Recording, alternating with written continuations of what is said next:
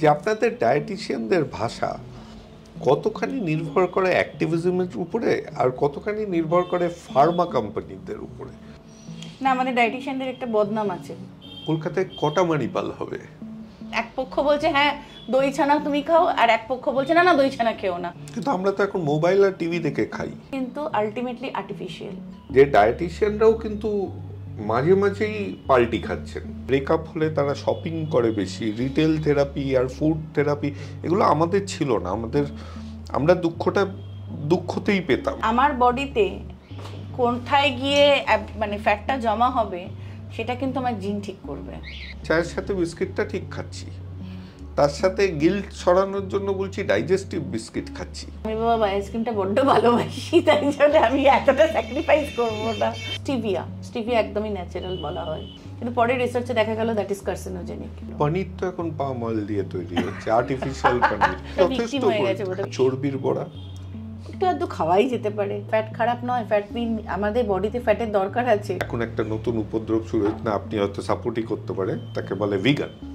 বাঙালিরা মিষ্টি খেতে খুব ভালোবাসে, এটা সবাই জানে, কিন্তু এই অভ্যেস আমাদের স্বাস্থ্যের উপর ঠিক কতটা প্রভাব ফেলে? কিটো ডায়েট কিছু কিছু ক্ষেত্রে এফেক্টিভ, তার মানে এই নয় যে সবাইকে করতে হবে keto diet. Maximum gym trainer হচ্ছে যাদের অনেক মাসেল আছে, যারা ছোট ছোট স্লিভের গোলগলা টি শার্ট পরে একটা ট্যাটু, হ্যাঁ সঙ্গে ট্যাটু করে, কিন্তু তারা ডায়েটিশিয়ান হয়ে যাচ্ছে আজকে। মনে করো যেন বিদেশ ঘুরে মাকে নিয়ে যাচ্ছে অনেক দূরে, তুমি যাচ্ছ পালকিতে মা চড়ে, দরজা দুটো একটুকু ফাঁক করে। লাইফস্টাইলটা কি লাইফস্টাইল লিড করছে সেটা কন্ট্রোল করে, পুরোটাই খাবারকে ব্লেম দিয়ে লাভ নেই। অনেক সময় রোগা প্যাঁকাটি হলেও আমাদের একটা ভুঁড়ো পেট থাকে। এই সমস্যার জন্য কি পুষ্টি দায়ী? আর সঠিক পুষ্টির মাধ্যমে এর সমাধান কি সম্ভব? চিনি ছাড়া চা, কিন্তু তার সঙ্গে আমি 4টে বিস্কিট খেয়ে নিলাম, হ্যাঁ, তো তার যে এফেক্টটা হবে সেটা কিন্তু আরো ভয়ঙ্কর। থার্মোকলটা অল অফ আ সাডেন আপনারা খেতে বলেন, কিছু করার থাকে না, ওর কাছে অপশন থাকে না, মা দিয়েছে খেয়ে নিতে হবে, নইলে মা বকবে। দুধের সঙ্গে প্রবলেমটা নয়, প্রবলেমটা হয় চিনিকে নিয়ে। আমাদের এক বন্ধু কোম্পানি আছে যারা এগুলো করতে শুরু, মণিপুরা আয়ুর্বেদায়, ওরা আপনার জন্য একটা গিফট পাঠিয়েছে। Thank you.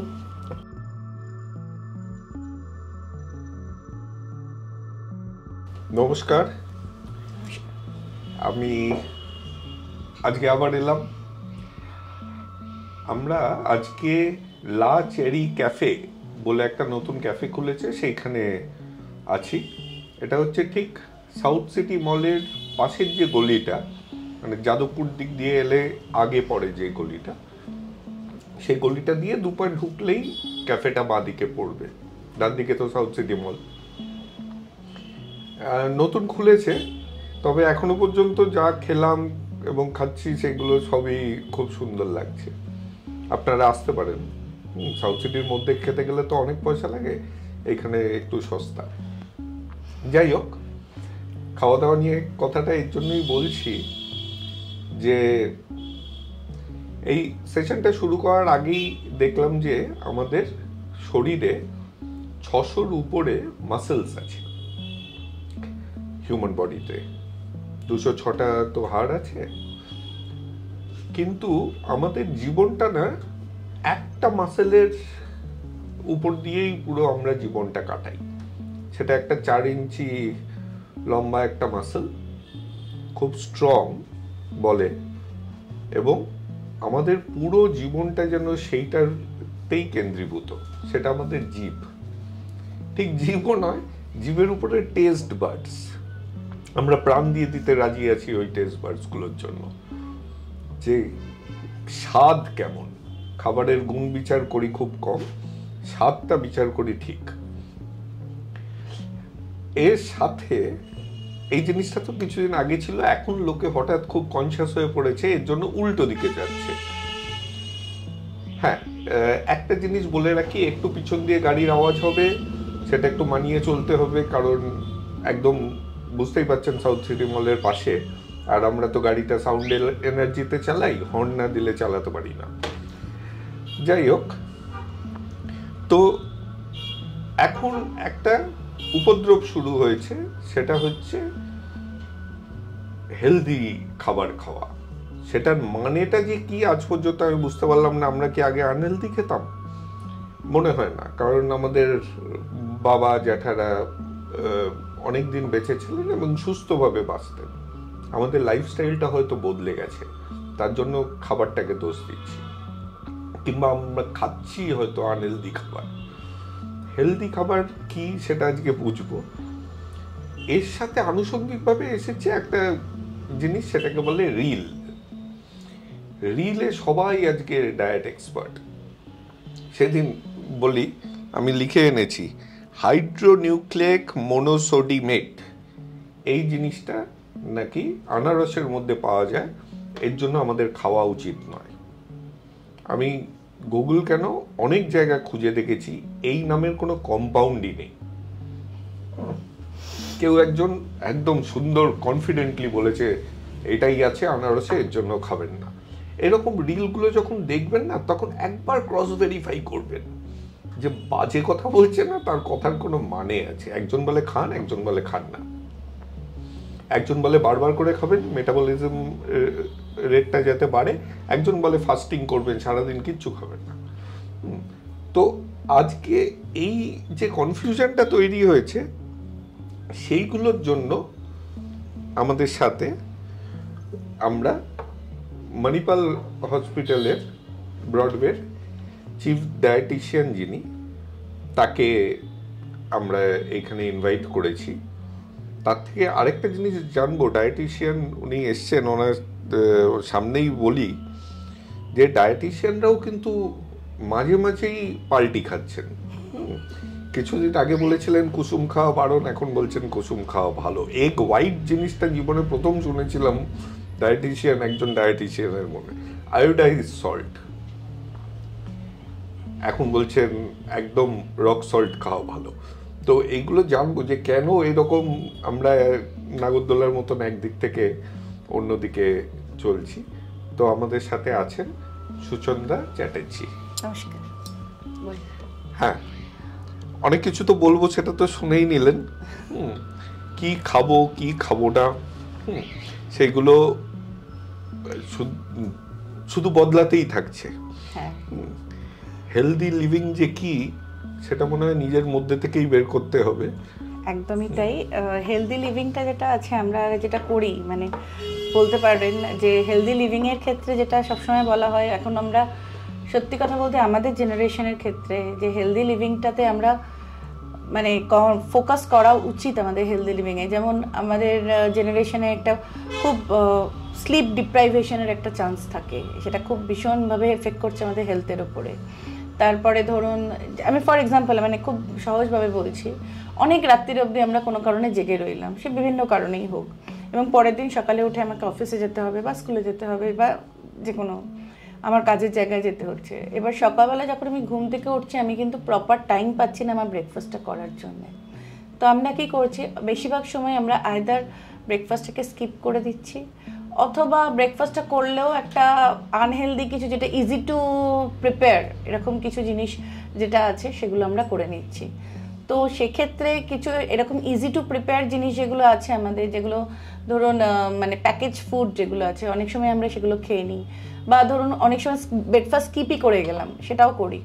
তো এইরকম করে তারপরে আমরা অফিসে যাচ্ছি বা এতে যাচ্ছি, সেখানে গিয়ে আমাদের কাজের প্রেশার, কাজ করছি, খাবারের দিকে আর কোনো মানে আমরা লক্ষ্যই করছি না।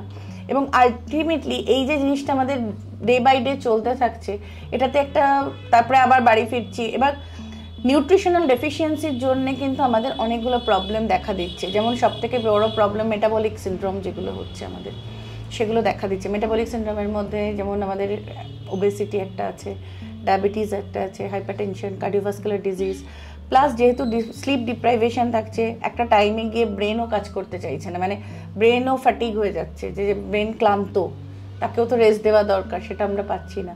তো এইভাবে আমাদের যে চলছে, মানে একটা ভিসিয়াস সাইকেলের মধ্যে চলে যাচ্ছে আস্তে আস্তে, এবং সেটার থেকে আমাদের কিন্তু একটা আনহেলদি লাইফস্টাইলের দিকে আমরা আস্তে আস্তে এগোতে থাকছি।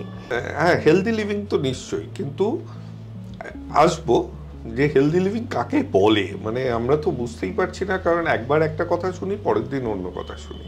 ছোটবেলায় রেপসিড অয়েল বলে একটা ব্যাপার ছিল, বড় হয়ে শুনলাম যে বিষাক্ত জিনিস খেয়ে এখন পাম অয়েল বলছে ছেলে। তো এই প্রবলেমগুলোই জানার জন্য একটু আপনার সাথে বসেছি। কিন্তু তার আগে একটু পিছই, আপনার প্রফেশনাল লাইফে আসি। একটা টিভিতে একটা স্টারে একটা সিরিয়াল হতো যে খিচড়ি বলতো, মনে হয়, হ্যাঁ খিচড়ি বলে একটা সিরিয়াল হতো, সুপ্রিয়া পাঠক ছিলেন। তো সেখানে হ্যাঁ সেই ফ্যামিলিতে একটা মেয়ে ছিল, তার স্বামী সর্দার ছিল, তার নাম ছিল পারমিন্দর। তার বাড়িতে 72 জন লোক নাকি জয়েন্ট ফ্যামিলিতে থাকতো, সবার নাম পারমিন্দর। হ্যাঁ, ওইরকম একটা এপিসোডও দেখেছিলাম যে ফোন করে বলছে পারমিন্দর কো দিজিয়ে, পুরো লাইন পড়ে গেছে যে কোন পারমিন্দর, কারণ ওদের তো মেয়ে ছেলে। কলকাতায় কটা মানিপাল হবে? এখন তো হসপিটালের সাথে মানিপাল নামটাই হয়ে যাচ্ছে। হ্যাঁ, মানে আমাদের মানে মানিপাল এখন অবধি আমাদের কাছে হয়ে আছে। মোটামুটি আমরি যতগুলো ছিল আমাদের সবকটা আমরি, এখন মেডিকাও ইনক্লুড হয়ে গেছে। তো এখন অবধি তো এই অবধি আমরা শুনেছি, বাকিটা তো ম্যানেজমেন্ট ডিসিশন, ম্যানেজমেন্টই জানে। এটগুলো আমরা বলতে পারবো না। আস্তে আস্তে হসপিটাল মানেই মানিপাল। কোন মানিপাল, কোথায় গেছিস? না, মানিপাল হসপিটাল, মানিপাল। হ্যাঁ, কমসে কম এমআরআই এর সময় বলা হতো সল্টলেক, ঢাকুরিয়া। এখন না, মানিপালের আমাদের কিন্তু মানিপালের যে জিনিসটা আছে, আমাদের প্রত্যেকটা মানিপালে আলাদা আলাদা নাম আছে, কিন্তু নামগুলো বদলে দিয়েছে। সল্টলেকটা ব্রডওয়ে বলছে, হ্যাঁ এখন কারণ নতুন করে শিখতে হচ্ছে। ওখানে যেহেতু কলম্বিয়া এশিয়াটাও আছে, এশিয়াও আরেকটা মানিপাল, তো এবার কলম্বিয়া এশিয়া পুরো গ্রুপটাকেই তো মানিপাল নিয়েছে। তো এবার আমাদের কলকাতা যে কলম্বিয়া এশিয়া, এবার ওটাও মানিপাল, যেহেতু ওটা সল্টলেক, ওটা মানিপাল সল্টলেক। আর যেটা আমরি সল্টলেক ছিল সেটা মানিপাল ব্রডওয়ে, এইরকম। আর তারপরে মেডিকাটা মানে মানিপাল বাইপাস, এরকম ভাবে করা আছে। ঢাকুরিয়াটা ঢাকুরিয়াই আছে। ওইখানে আমার একটা কনফেশন আছে যেটা দিয়ে শুরু করি। আপনারা তো এখনো কি ভেজ? না না না, এখন ভেজ নেই, এখন নন ভেজ হয়ে গেছে। বাঁচা গেছে, কারণ মায়ের ডায়ালিসিস হতো, তো ভেজ ছাড়া তো দেবে না। তো তখন ওনার যিনি ডায়ালিসিস করতেন উনি আমাকে বুদ্ধি দিয়েছিলেন যে ডিম আর মাছ একদম মিক্সিতে পেস্টের মতন করে এনে মাকে চামচ দিয়ে খাইয়ে দেবে, না হলে ওই প্রোটিন ছাড়া কিন্তু খুব মুশকিল হবে।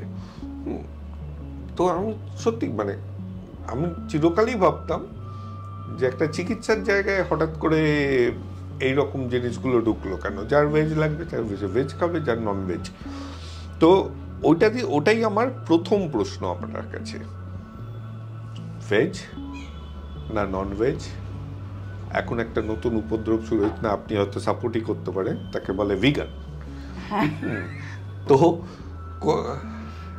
কিরকম খাওয়া উচিত? দেখুন, এটা সম্পূর্ণ ব্যক্তিগত চয়েস আমাদের, মানে বিশেষত মানে খাবারটা আমাদের যেমন নিজস্ব চয়েস একটা আছে, তারপরে একটা কালচারাল ব্যাপারও থাকে, ফ্যামিলি হিস্ট্রি থাকে, মানে আমার ফ্যামিলিতে আমি কিরমভাবে মানে বড় হয়েছি সেটা একটা ব্যাপার থাকে। তাই আমি ভেজ হব না নন ভেজ হব সেটা সম্পূর্ণ আমার ব্যাকগ্রাউন্ড ডিসাইড, মানে ব্যাকগ্রাউন্ড। নিউট্রিশনের দিক দিয়েও কিন্তু আমি বলবো ভেজ নন ভেজের ওরকম আলাদা করে ব্যাপারটা নয়। হ্যাঁ, যারা আমরা ধরুন নন, যেটা আমরা ফেস করেছি আমি বলছি, যেমন আগে যখন আমি ভেজ হসপিটাল তখন ছিল যে আমাদের বাঙালি বিশেষত যারা থাকতো, যারা হার্ডকোর ননভেজ থাকতো, তা আমাদের কাছে তো মানে ক্যালোরি, প্রোটিন এগুলোর একটা বিশাল গুরুত্ব রয়েছে। এটাই তো মেন আমাদের কাছে, যে আমি যে নিউট্রিশনটা ডেলিভার করছি সেটাতে যেন সাফিসিয়েন্ট প্রোটিন থাকে। কেন সবাই মোটামুটি অসুস্থ, ওখানে ইনফেকশাস, বা আপনি যেরকম বলছিলেন ডায়ালিসিস হচ্ছে, তো হাই প্রোটিন লাগবে। এবার তাদেরকে আমার প্রোটিন মিট আপ করতে গেলে ওই পনির, ছানা, দই এগুলোর মধ্যে রাখতে হতো। এবার প্রবলেমটা কি হতো, যারা হার্ডকোর ননভেজ পেশেন্ট থাকতো তারা রোজ ওই পনির, ছানা, রোজ এক জিনিস খেয়ে, হয়তো প্রিপারেশনগুলো সব আলাদা থাকতো, প্রত্যেক দিনই প্রিপারেশন আলাদা থাকতো, সকালের প্রিপারেশনের সঙ্গে বিকেলের প্রিপারেশন আলাদা থাকতো, কিন্তু মেন ইনগ্রিডিয়েন্টস হচ্ছে পনির বা সয়াবিন, কখনো কখনো সয়াবিন থাকতো। এবার কিছু কিছু ক্ষেত্রে সয়াবিনও রেস্ট্রিকশন, যেমন ডায়ালিসিসে আমি দিতে পারতাম না, পটাশিয়ামটা এগুলো ব্যাপার থাকতো। তো সেক্ষেত্রে গিয়ে না মনোটোনাস হয়ে যেত ওনাদের কাছে, যারা হার্ডকোর ভেজ নন ভেজ।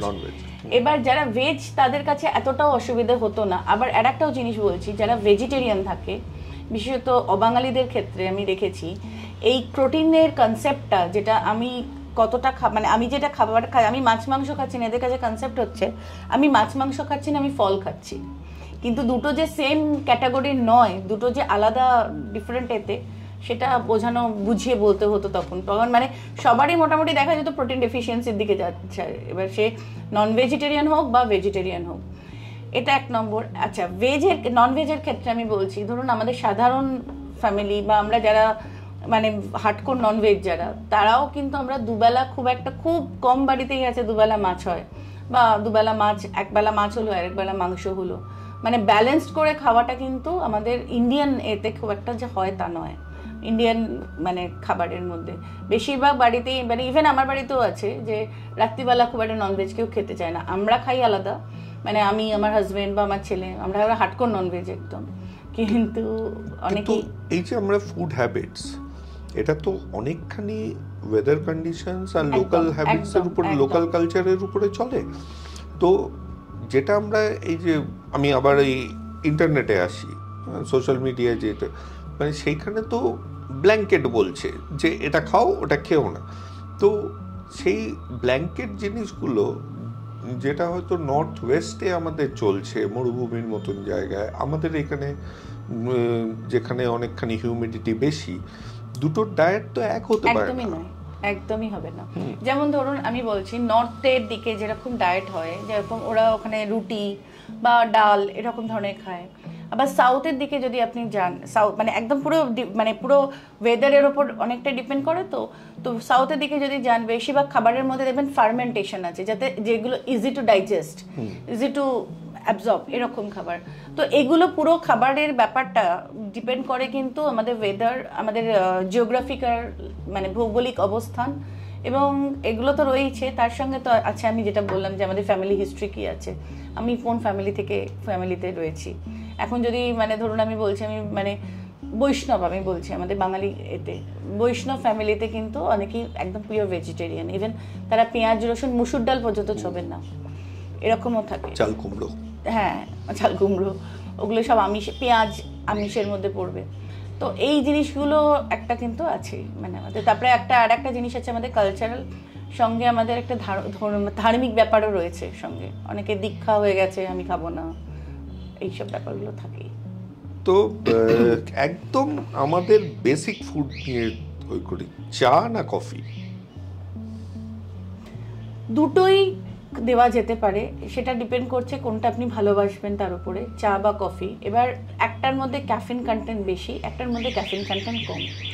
এবার আমি অতিরিক্ত কোনোটাই করবো না, যেটাই আমি খাবো, মানে আমি আজকে চা খাই বা কফি খাই, যেটাই খাবো অতিরিক্ত পরিমাণে না। আমাদের সারাদিন আমি দু কাপ চা খেলাম ইজ ওকে, বা 2 কাপ কফি খেলাম, ব্ল্যাক কফি খাচ্ছি ইজ ওকে। কিন্তু অনেকে আছে, ওইটাই প্রশ্ন, তার সাথে দুধটা দেওয়া ভালো না খারাপ? দুধটা দেওয়া ভালো। দুধের সঙ্গে প্রবলেমটা নয়, প্রবলেমটা হয় চিনিকে নিয়ে। অ্যাসিডিটি যেটা প্রবলেম হয় কারোর, যদি দুধ চা খাই বা দুধ দিয়ে কফি খাই, তার সঙ্গে যেটা প্রবলেম হয় সেটা হচ্ছে চিনিকে নিয়ে। মেইন অ্যাসিডিটির কারণ কিন্তু দুধ নয়, চিনি। এবার যদি কারো ল্যাকটোজ ইনটলারেন্স থাকে, মানে এই টার্মটা এখন খুব উঠে মানে প্রচন্ড কমন হয়ে গেছে, ল্যাকটোজ ইনটলারেন্স যদি কেউ কারোর থাকে, তাহলে তার দুধ চা বা দুধ দেওয়া যে জিনিসটা, ধরুন দুধ চা কফি দুধ দিয়ে, সেটা চলবে না। কিন্তু তার মানে এই নয় যে সে পুরো মিল্কের সব প্রোডাক্ট বন্ধ করে দেবে। হ্যাঁ, আচ্ছা এবার একটু চ্যালেঞ্জিংই কথা বলছি, হ্যাঁ, যে আপনাদের ডায়েটিশিয়ানদের ভাষা কতখানি নির্ভর করে অ্যাক্টিভিজমের উপরে আর কতখানি নির্ভর করে ফার্মা কোম্পানিদের উপরে? ফার্মা কোম্পানি, কারণ এই ল্যাকটোজ ইনটলারেন্স ভিগান ড্রিভেন একটা টার্ম, হ্যাঁ, যারা হঠাৎ করে একটা দুধের এবং মিল্ক অ্যান্ড মিল্ক প্রোডাক্টস এর এগেইনস্ট একটা ক্যাম্পেইন তৈরি হয়েছে মাঝখানে, এটা হচ্ছে। কিন্তু এই ল্যাকটোজ ইনটলারেন্সের ক্ষেত্রে আমরা বলি, আমি একটা জিনিস বলছি, যখন পড়াশোনা করতাম বা এখন পড়াশোনার সময় আমরা দেখতাম ল্যাকটোজ ইনটলারেন্সটা কিন্তু সবার ক্ষেত্রে খুব কমন ব্যাপার। মানে অ্যাকচুয়ালি আমাদের মিল্কটা কখন দরকার হয়, যখন আমরা ছোট্ট বাচ্চা থাকি সেই সময় আমার দরকার হচ্ছে। তো এবার যখন আমি আস্তে আস্তে বড় হয়ে যাচ্ছি, বা যখন আমার উইনিং শুরু হয়ে যাচ্ছে, যখন আমি বাইরের খাবারটা আরম্ভ করছি আস্তে আস্তে, তো অটোমেটিক্যালি আমার দুধের প্রয়োজনীয়তাটা আস্তে আস্তে কমছে, মানে সিম্পল মানে প্লেন মিল্কের। তো আমার বডিতে কিন্তু ল্যাকটেজ যে এনজাইমটা, এটা মানে ইউজুয়ালি কমে যাওয়ার কথা। আস্তে আস্তে আস্তে আস্তে আমরা যত গ্র্যাজুয়ালি বাড়বো, বড় হব, ল্যাকটেজটা কমার কথা। ইভেন ধরুন এখন আমি আমার ক্ষেত্রে বলছি, আমার যদি দুধ খাওয়ার অভ্যেস না থাকে, আমি যদি এখন হঠাৎ করে দুধটা খাই, আমার কিন্তু হজম হতে কিন্তু অসুবিধা হবে। বিকজ আমার বডিতে, একটা ছোট বাচ্চার বডিতে যেরকম ল্যাকটেজ থাকবে, আমার বডিতে কিন্তু ল্যাকটেজ হওয়ার কথা না অতটা, মানে এটা ন্যাচারাল, এটা ফিজিওলজি। তো কিন্তু এই ল্যাকটেজ কমে যাওয়ার মানে এই নয় যে আমার দুধের প্রোডাক্ট আমি বন্ধ করে দেবো, মানে আমি দই বা ছানা বা পনির আমি খাবো না, তাতে কিন্তু প্রবলেমটা হয় না। সেটা ডাইজেস্ট করতে গেলে আমার ল্যাকটেজটা লাগে না। ল্যাকটেজ অ্যাকচুয়ালি লাগে হচ্ছে ল্যাকটোজের জন্য, যেটা আমার সিম্পল দুধের মধ্যে থাকবে, মানে প্লেন র মিল্ক যেটা আর কি, তার মধ্যে। এবার যখনই আমি ওটাকে কনভার্ট করছি ওর প্রোডাক্টে, বা ধরুন দই, ওটা ল্যাকটোজটা কনভার্ট হচ্ছে ল্যাকটিক অ্যাসিডে, ওটা কিন্তু ডাইজেস্ট করতে এতটা প্রবলেম হবে না। এবং মানে যে জিনিসটা হচ্ছে ল্যাকটোজ ইনটলারেন্সের কনসেপ্টটা এরকমভাবে এসছে যে মানে জানি না সাধারণ মানুষের মধ্যে মানে একটা ভয় তৈরি হয়েছে, মানে এরকম হয়েছে যে ল্যাকটোজ ইনটলারেন্স আছে তার মানে সে সব দুধের প্রোডাক্ট বন্ধ করে দিচ্ছে, এবং দ্য পার্সন ইজ ভেজিটেরিয়ান। আমার রিসেন্টলি একটা অভিজ্ঞতা হচ্ছে, person is vegetarian, the person owner lactose intolerance আছে, তার ফ্যামিলি বলছে আপনারা ছানা টানা কিছু দেবেন না, তাহলে আমি প্রোটিনটা মিট আপ করবো কোথায়? কেন কত আমি ডাল দেবো, একটা টাইম অবধি তো ডালটা নিতে পারবে, তার বেশি তো নিতে পারবে না সে। মানে সে ভয়ের চোটে সব বন্ধ করে দিয়েছে। তাকে কেউ ল্যাকটোজ ইনটলারেন্স কথাটা বলেছে, সে বাড়িতেও ভয়ের চোটে, এবং তার বাড়ির লোক বলছে তুমি একটু একটু করে খাওয়াবে, বাড়িতেও গিয়ে দুরকম কথাবার্তা চলছে, মানে এক পক্ষ বলছে হ্যাঁ দই ছানা তুমি খাও, আর এক পক্ষ বলছে না না দই ছানা খেও না, মানে সেও গেছে কনফিউজড হয়ে। অথচ আমি যখন ওনাকে জিজ্ঞেস করলাম আপনার কি দই খেলে প্রবলেম হয়, বললো না আমি দই ডাইজেস্ট করতে পারি। আপনার কি ছানাতে প্রবলেম হয়, না আমি ছানা খেতে পারি। এটা হচ্ছে কনসেপ্ট, মানে ভয়, কিছুটা ভয়তেও মানুষ পিছিয়ে যায়। তো এখন একটা বড় লোকই ব্যাপার হয়েছে আমন্ড মিল্ক আর সয়া মিল্ক। আমার ছেলে কোনো কিছু তো ইনটলারেন্ট নয়, কিন্তু তিনি সয়া মিল্কটাই খাবেন, এমনি দুধটা খাবেন না, কারণ আমার পকেটটা হালকা হয়ে যায়। কিন্তু এইগুলোর দরকার কি? মানে দুধ, আর আমি একটু এই ভিগান ব্যাপারটাকে সেরে নিই। আমার যদি সত্যি আমি মাংস না খেতে চাই, তাহলে আমার এই মক মিট দরকার কেন? সয়াবিন দিয়ে মাংস তৈরি করছি কেন? মাংসর প্রোডাক্ট যেগুলো তৈরি হচ্ছে, কারণ সেগুলো তো প্রসেস করলে তার মধ্যে আমি আবার বীজ ঢোকাচ্ছি কিছু একটা। হ্যাঁ একদমই তাই। তাহলে দরকার কি? আমি সয়াবিন খাই। একদমই তাই। তো খাবারে ওই চোখে দেখতে পাওয়ার জিনিসটা কতখানি ইম্পর্টেন্ট। যেমন 5 স্টারেও দেখি, তারপর কালারফুল খাবার প্ল্যাটার হলে খেতে বেশি ভালো লাগে। এটা আমাদের মানে ওই পঞ্চেন্দ্রিয়র একটা পার্ট। পঞ্চেন্দ্রিয়র মধ্যে মানে খাবারটা কতটা মানে সাজানোটার ওপর ডিপেন্ড করছে, কতটা কালারফুল, তাতে আমাদের যে কোনো মানুষেরই খাবারটা খেতে ভালো লাগার একটা ব্যাপার থাকে। কিন্তু আমরা তো এখন মোবাইল আর টিভি দেখে খাই। হ্যাঁ এটা বলতে পারেন, এই পয়েন্টটা খুব ভালো পয়েন্ট বলেছেন। এখন আমরা কিন্তু খাবারটা দেখতে পাই না, মানে খাবারটার থেকে বেশি আমরা খাবারটা খাচ্ছি, কিন্তু খাবারটা এমন করে মোবাইলটা চলছে, মানে খাবারটা কি খাচ্ছি আমি জানিও না। তাতে যে জিনিসটা হচ্ছে, যে খাবারটা আমি খাচ্ছি সেটা কি খাচ্ছি প্রথমত তার উপর কনসেন্ট্রেশন নিই। দ্বিতীয়ত যখন আমি খেয়ে নিচ্ছি, এই যে খাবারটা খাচ্ছি এটার একটা প্রসেস আছে। আমি যে খেলাম, আমার খাবারটা যাচ্ছে মুখে, স্যাটাইটি হচ্ছে, এই যে প্রসেসটা এটা কিন্তু ব্রেক করছে, যার জন্যে খিদে পাওয়া ব্যাপারটা কিছুক্ষণ বাদেই আমি খিদে পাচ্ছি, আমি তো কিছু খেলাম না টাইপের ব্যাপার হয়ে যাচ্ছে, আবার গিয়ে কিছু খাচ্ছি। এবং এটাতে আস্তে আস্তে আস্তে আস্তে যে জিনিসটা হচ্ছে ওবেসিটির দিকে, মানে ইনটেক বেশি হয়ে যাচ্ছে আমাদের। মানে খাবার তো একটা টাইম রয়েছে, আমি যখন খাচ্ছি তার উপর কনসেন্ট্রেট, মানে যে কাজটা আমরা যখন করছি তার উপর কনসেন্ট্রেট করা, তো সেই কাজটার উপর তো আমরা কনসেন্ট্রেট করছি না, করছি তো আমরা মোবাইলে একটা কোনো সিরিজে। তো ন্যাচারালি আমি যে খাবারটা খেলাম সেটার উপর আমার কনসেন্ট্রেট করলাম না, তো কি খেলাম জানি না, তো খেয়ে গেলাম আর কি, একটা কিছু মুখে একটা টেস্ট হলো, নোনতা টেস্ট হলো, মিষ্টি টেস্ট হলো, দ্যাটস ইট, কিন্তু খেয়ে গেলাম। তারপরে কিছুক্ষণ বাদে আমার মনে হলো আরে আমি তো কিছু খেলাম না। এই যে ব্রেনের এটা সার্কিটটা, এটাতে হ্যাম্পার তো করছেই, তাতে ওবেসিটির চান্স অনেক বেশি। ওবেসিটি বলতে মনে পড়লো, আপনার তো একজন মানে কি বলবো ফলোয়ার বলুন, মানে আপনার কথা বলে মনে হলো যে আপনাতেই সে মুগ্ধ, যদিও আপনার থেকে 11 বছর ছোট। তার সাথে 15 মিনিট কথা বলেছি, তিনি মনে হয় 15 বার বলেছেন দিদি তো আমার রোল মডেল। হ্যাঁ, তো উনি তো সাইকোলজিস্ট। হ্যাঁ, ক্লিনিক্যাল সাইকোলজিস্ট। হ্যাঁ, তো ওবেসিটির আরেকটা যেটা কারণ আমরা খুব দেখছি, মানে আমাদের দেশে এগুলো ছিল না। আমাদের দুঃখ লাগলে না আমরা দুঃখ পেতাম। হঠাৎ ওয়েস্টার্ন সিনেমায় দেখতে শুরু করলাম যে দুঃখ লাগলে, দুঃখর অনুভূতি হলে নাকি মানুষ মোটা হয়ে যায়, কারণ তারা খেতে শুরু করে বেশি, তাদের ব্রেকআপ হলে তারা শপিং করে বেশি, রিটেল থেরাপি আর ফুড থেরাপি এগুলো আমাদের ছিল না। আমরা দুঃখটা দুঃখতেই পেতাম, দুঃখের সাথেই পেতাম। তো এই যে ফুড আর সাইকোলজির যে বন্ধনটা, যেটাকে আমরা স্ট্রেস ইটিং বলছি, রাতে মাঝরাতে উঠে বিঞ্জ ইটিং করছি, এইগুলো কত দেখতে পাচ্ছেন? এবং এইগুলোর এটার ফ্রিকোয়েন্সি কিন্তু এখন অনেকটাই কারণে আমি বলবো এটার এই স্ট্রেস যে ব্যাপারটা বলছেন, যেমন আমাদের এই মানে ওয়ার্ক কালচারের যে স্ট্রেসটা, মেনলি এখন আমাদের জেনারেশনের স্ট্রেসটা কিন্তু খুব বেশি ওয়ার্ক কালচারের দিকে স্ট্রেস। ফ্যামিলিতে কেউই বেশি সময় দেয় না। হ্যাঁ, আমাদের ফ্যামিলিতেও যথেষ্ট স্ট্রেস, মানে ফ্যামিলিও স্ট্রেসফুল, ম্যারিটাল স্ট্রেস প্রচুর, সবাই মিলেই ওয়ার্ক কালচারের উপর কনসেন্ট্রেট করে আছে। ফ্যামিলি কি সেটা জানে না, বা ন্যাচারালি ওয়ার্ক কালচারে এতটাই স্ট্রেসড হয়ে থাকে যে ফ্যামিলির যে একটা সুন্দর মুহূর্তগুলো সেগুলো আমরা এনজয় করতে ভুলে যাচ্ছি আস্তে আস্তে। তো ব্যাপারটা কি হচ্ছে, ওই যে স্ট্রেসটা সেটাকে ওভারকাম করতে গেলে মানে রিওয়ার্ডের কাজ করছে খাবারটা। মানে ধরুন আমি বলছি, খুব স্ট্রেসফুল অবস্থাতে যদি আপনি কোল্ড ড্রিঙ্কস খান, মানে বিশেষত ক্যাফেন জাতীয় কোনো জিনিস, এই যে ক্যাফেন আর সুগার কন্টেনিং যে জিনিসটা হবে সেটা অটোমেটিক্যালি আমার মুডটাকে আপ করে দেবে। তো কিছুক্ষণের জন্য তো আমি একটু ভালো ফিল করছি, মুড যেহেতু, কেন আমার মুডটা ডাউন হয়ে রয়েছে, আমার মুডটাকে ও আপ করবে। কিন্তু এই আপটা যে করলো আমার ভালো ফিলিং হলো, বা এবার যখন আবার যে ডাউনটা হচ্ছে আমি আবার যাচ্ছি ওরকম সফট ড্রিঙ্কসের দিকে যেটা কন্টেনিং ক্যাফেন আর স্টিমুলাসের কাজ করছে, ক্যাফেন আর সুগার। এইবার এই যে ইনটেকটা আমার হচ্ছে, ইনটেকটা অনেকে কফি খায় উইথ সুগার, তো এই যে ইনটেকটা হচ্ছে এটাতে কি হচ্ছে, প্রথমত আমার এই যে ক্যাফেনটাও তো ঢুকছে বডিতে, ক্যাফেনের ওপর আমরা ডিপেন্ডেন্ট হচ্ছি, তার সঙ্গে যে জিনিসটা হচ্ছে সুগার ইনটেকটাও আমার আস্তে আস্তে বাড়ছে। এবার কি হচ্ছে, যখন আমরা এমটি ক্যালোরি গেইন করছি উইদাউট এনি মানে মুভমেন্ট অ্যান্ড অল, তো অটোমেটিক্যালি আমার বডিতে পুট ডাউন করছে ওয়েট। তো আলটিমেটলি গিয়ে এই স্ট্রেসের একটা কারণ, স্ট্রেস থেকে আমাদের এছাড়াও আরও মানে অন্যান্য প্রবলেমগুলো আছে স্ট্রেসের থেকে।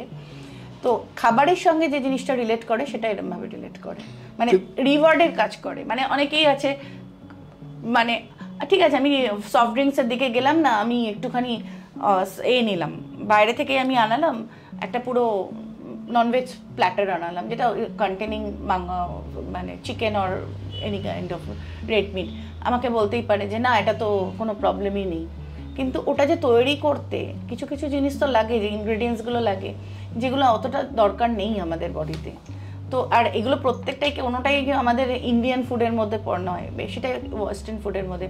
কেউ বার্গার কিনে খেতে আরম্ভ করলো, খিদে মানে প্রচণ্ড স্ট্রেস, আমি বার্গারটা ভালো লাগছে আমি বার্গারটা খেলাম। এই যে জিনিসগুলো আমরা আস্তে আস্তে খাচ্ছি এক্সট্রা করে যে ইনটেকটা, সেটাই আমাদের ওবেসিটির কারণ হয়ে যাচ্ছে। এটা আমি একটা পার্ট বললাম ওবেসিটি, স্ট্রেসের ওবেসিটির কারণ আরও আছে, সেটা তো সাইকোলজির পার্টের মধ্যে চলে যাচ্ছে। তো সাইকোলজিতেই আসছি, মানে সাইকোলজি আমাদের ডাইজেস্টিভ সিস্টেমকে কতখানি ইম্প্যাক্ট করে? সাইকোলজি বিশালভাবে ইম্প্যাক্ট করে আমাদের ডাইজেস্টিভ সিস্টেমে। যদি আমরা খুব স্ট্রেস থাকি, অনেক রকমভাবে আমাদের মানে সিমটমগুলো দেয়। ধরুন খুব সিম্পল এই হচ্ছে, কোনো এক্সামের আগে, মানে আমরা যদি খুব এক্সামের আগে, ধরুন কোনো একটা এক্সাম, সে আমি বলছি কোনো সাবজেক্টে আমার ভয় আছে, বলছি আমি মানে ধরুন একটা ফিজিক্স প্রচণ্ড ভয় লাগছে, এবার সেইটাই যখন আমি পরীক্ষাটা দিতে যাচ্ছি আমি সেটা নিয়ে অ্যাংজাইটি করছি, কী হবে, তাতে কি হয়, ও অলরেডি আমি বডি স্ট্রেসড হয়ে রয়েছে এবং তার জন্যে আমার কিন্তু গাট সিস্টেমও কিন্তু এফেক্টেড, সে অনেকভাবে স্টিমুলেটেড হয়ে আছে, এবং যার জন্যে বারবার গিয়ে কিন্তু অনেক সময় আমাদের ডায়রিয়ার কারণ হয়ে যাচ্ছে। স্টুল বারবার, অনেকেই আছে মানে পরীক্ষা দিতে যাওয়ার আগে বারবার বাথরুমে যাচ্ছে। এইটা যে কারণটা হচ্ছে, এই ডায়রিয়াটা কিন্তু ইনফেক্টিভ ডায়রিয়া না, এটা কিন্তু অ্যাংজাইটি রিলেটেড ডায়রিয়া। এবং এটা ধরুন একটা আমি ইনসিডেন্ট বললাম, অনেকে মানুষ আছে এই অ্যাংজাইটি যে জিনিসটা হচ্ছে, স্ট্রেসের মধ্যে অ্যাংজাইটি করছে, এটাতে আমাদের ডাইজেস্টিভ সিস্টেমের উপর এফেক্ট করছে, এবং এফেক্ট করে ডাইজেস্টিভ সিস্টেমটাকে এরকম করছে যার ফলে ওর অ্যাসিডিটি, হাইপার অ্যাসিডিটির কারণ হয়ে যাচ্ছে গিয়ে সামটাইমস এটা মানে সামটাইমস না বেশিরভাগ সময় মানে ইল ডাইজেশন, তারপরে ধরুন আইবিএস, এগুলো কিন্তু তৈরি হচ্ছে। সুমন্ত চট্টোপাধ্যায় ইংলিশ নাট হিসেবে পরিচিত, তো অ্যাক্টর হিসেবেও অ্যাক্টিং করছেন, তো অ্যাড গুরু বলতে যা বোঝায়। তো উনি দুটো প্রশ্ন পাঠিয়েছেন, একটা প্রশ্ন করার মনে হয় সময়টা হয়েছে, এর জন্য প্রথম প্রশ্নটা একটু চালাচ্ছি। আমাদের এই প্রশ্নগুলো আসে তো এইগুলো। নমস্কার, আমার নাম সুমন্ত চট্টোপাধ্যায়। আপনাকে দুটো প্রশ্ন জিজ্ঞেস করতে চাই। প্রথম প্রশ্ন, আমরা ভারতীয়রা, বিশেষ করে বাঙালিরা, অনেক সময় রোগা প্যাঁকাটি হলেও আমাদের একটা ভুঁড়ো পেট থাকে। এই সমস্যার জন্য কি পুষ্টি দায়ী? আর সঠিক পুষ্টির মাধ্যমে এর সমাধান কি সম্ভব? বুঝতে পারলাম না এটা। আমরা প্যাকাটির মতন চেহারা হলেও আমাদের একটা বড় পেট থাকে, তো এটা কি পুষ্টির জন্য হয়, মানে পুষ্টির প্রবলেমের জন্য? এই যে আমার যেরকম মাসল নেই কিন্তু একটা ভুঁড়ি আছে, ওটা তো কিছুটা মানে নিউট্রিশনের একটা প্রবলেম আছে সেটা। তো এটা বলছে যে সঠিক পুষ্টি মানে সঠিক শুধু পুষ্টি না, সঠিক শুধু পুষ্টি হবে না, এখানে পুরো লাইফস্টাইলের একটা ব্যাপার আছে। মানে এই যে ভুঁড়ির যেটা বলছেন আপনি, অ্যাবডোমিনাল ওবেসিটি কিন্তু খুব কমন, মানে এটা সবারই মোটামুটি আমাদের, এবং আমরা ইন্ডিয়ানরা বেশিরভাগ, ইন্ডিয়ান বলবো না, এশিয়ানরা আমরা মোর অ্যাডিপোজড দ্যান দ্য ওবেজ, মানে যদি ওয়েস্টার্ন কান্ট্রির সঙ্গে কম্পেয়ার করি, আমাদের মধ্যে না ফ্যাটের মানে ফ্যাট হয়ে যাওয়ার প্রবণতাটা অনেক বেশি, যেটা ওয়েস্টার্ন কান্ট্রিতে যে মানে হয় সেটা একটু ওবেজ হয়, মানে সেটার মধ্যে মাসেলও থাকে।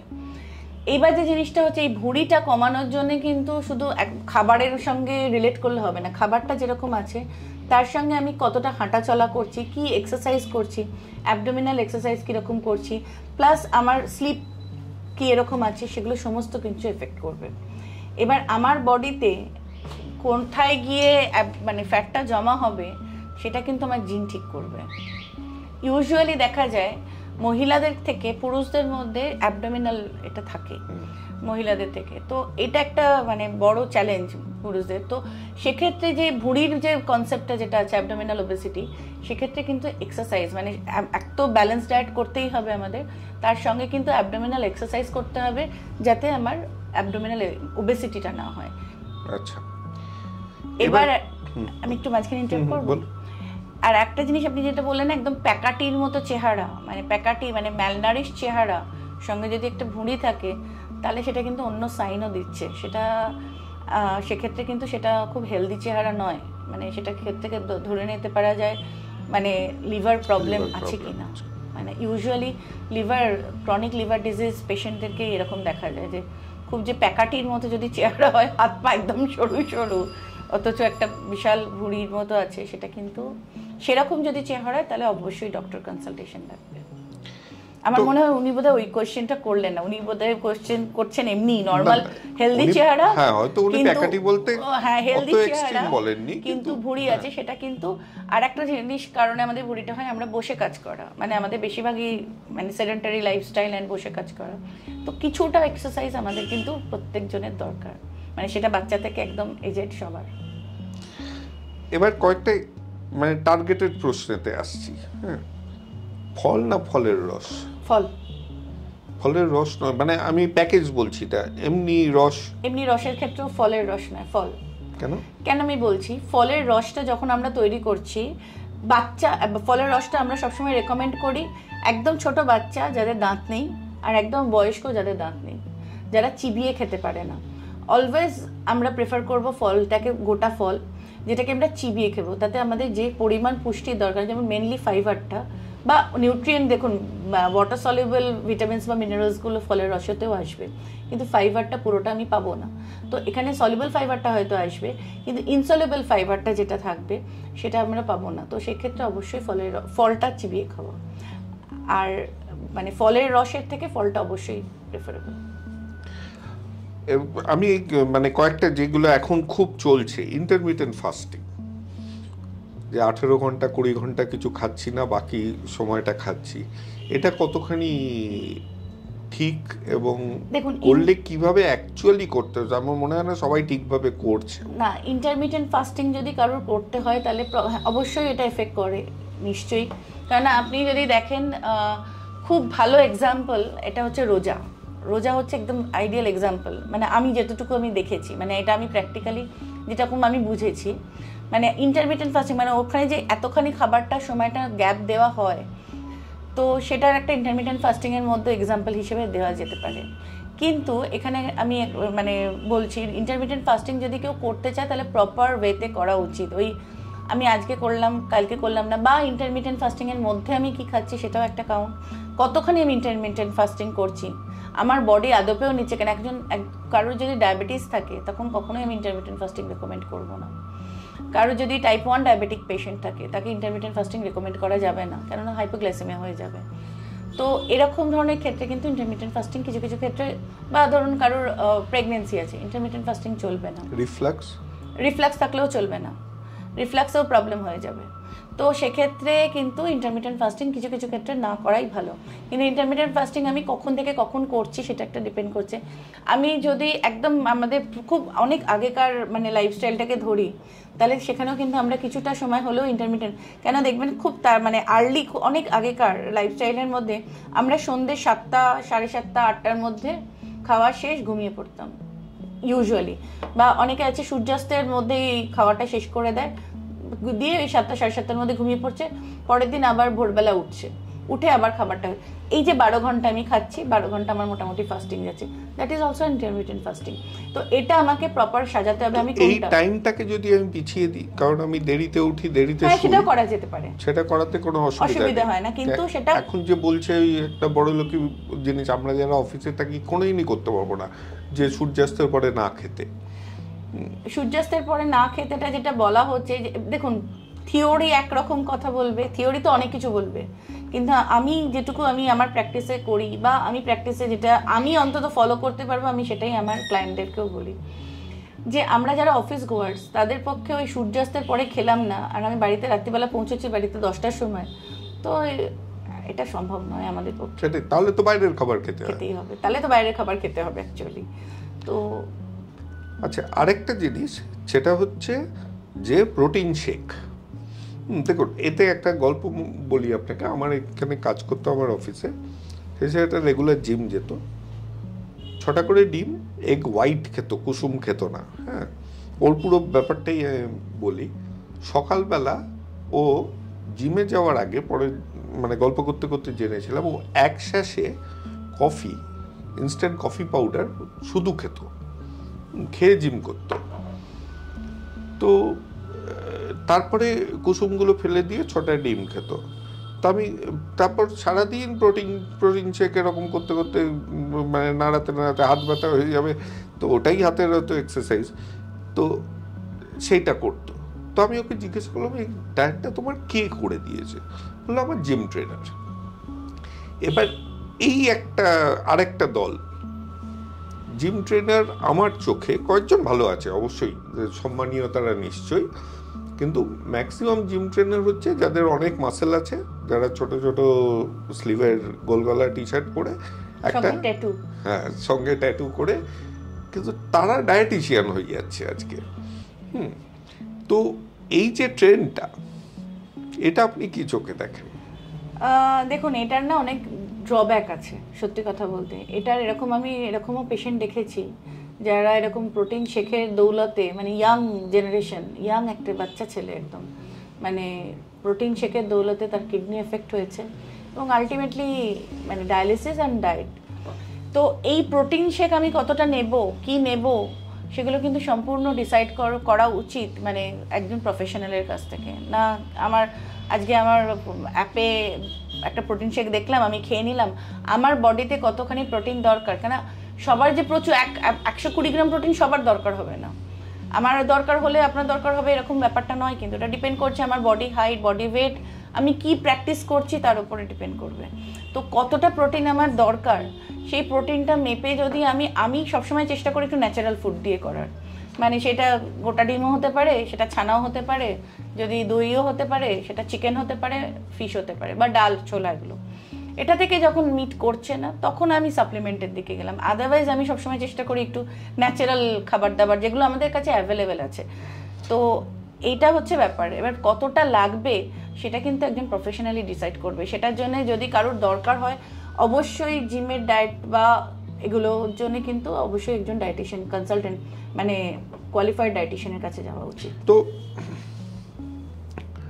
এবার আসছি আমাদের, আপনি যেহেতু ন্যাচারাল কথাটা বললেন, একটু শিফট করছি এই পয়েন্ট ওয়াইজ জিজ্ঞাসা করার থেকে।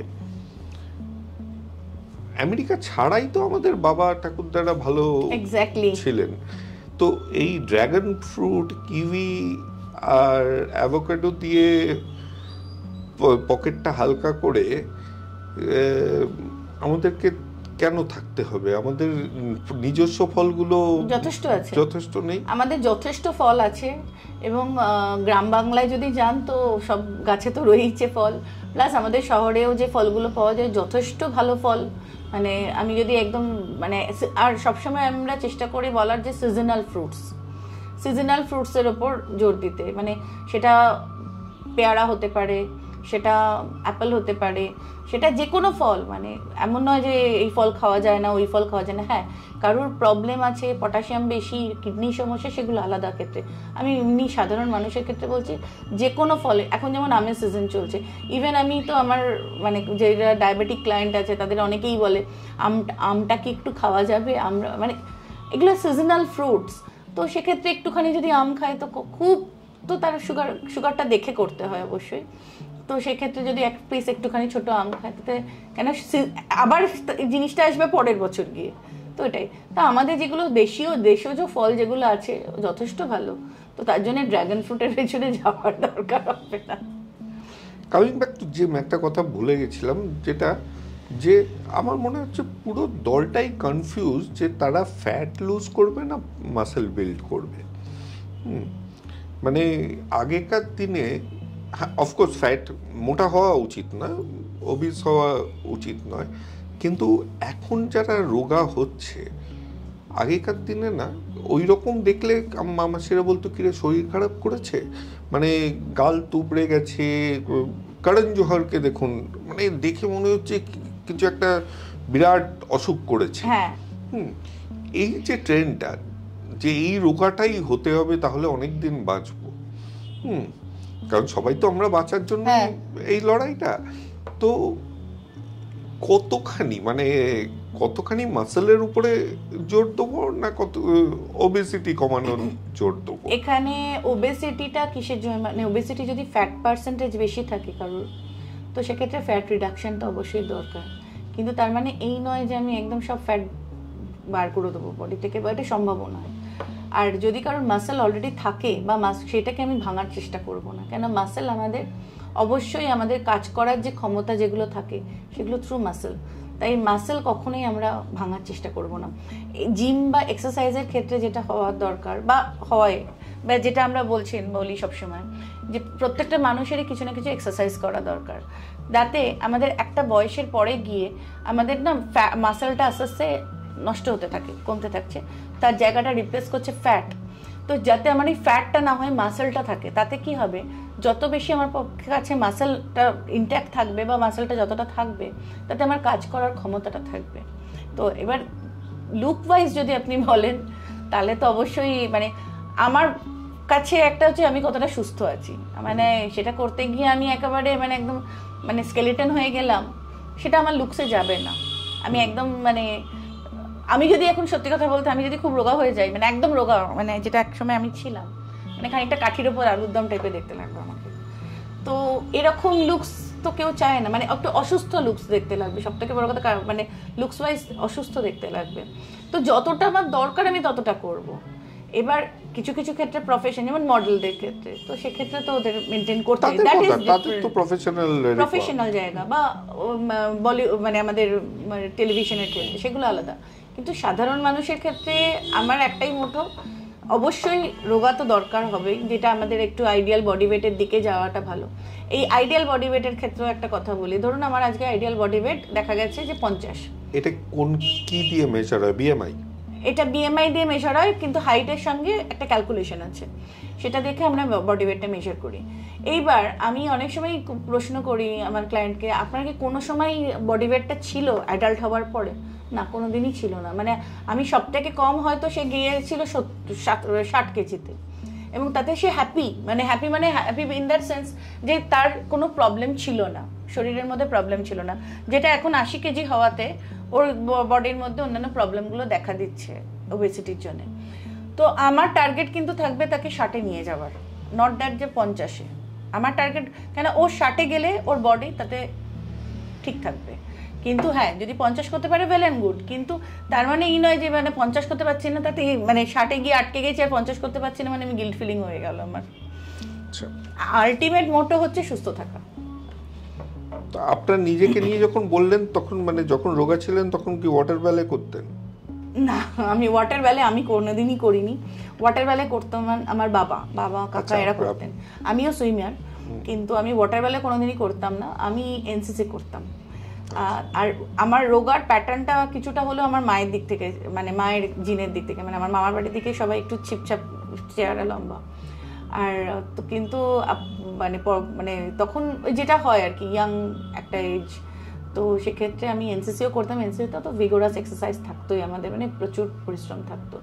প্লাস তখন কলেজ লাইফ, তারপরে মানে তার পরবর্তীকালে অফিস লাইফেও আমি অনেকটাই রোগা ছিলাম। পরবর্তীকালে আস্তে আস্তে এই হয়েছে।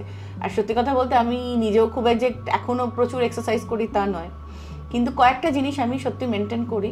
যেমন জয়েন্টগুলো আমার, আমি বলছি আমার ঘাড়ের জয়েন্ট বা আমার হাতে জয়েন্ট, আমি চেষ্টা করি কথা বলতে বলতে একটু হাতটাকে মানে হয়তো আমি মানে ফ্রি কোনো কাজ করছি ল্যাপটপে করতে করতে আমি করে নিলাম, এরকম। এইগুলো ছোট ছোট জিনিস আমরা বোধহয় সবাই করতে পারি। স্ট্রেসে ফিরি এটা বলতে, নতুন একটা নাম শুনছি, কর্টিসল। খুব বেশি, মানে আমাদের শরীর নাকি পুরোই ইনফ্লেমেশনে ভর্তি। এবং তাই সেটাই এখন মানে এই মুহূর্তে আমরা বুঝেছি সেটাই সব নষ্টের গোড়া। কর্টিসল লেভেল হাই থাকে। হ্যাঁ, তো আমাদের সবার নাকি মোটাও হচ্ছে কর্টিসলের জন্য, সবকিছুর জন্যই কর্টিসলই দায়ী। তো তাহলে এটাকে কমাবো কিভাবে?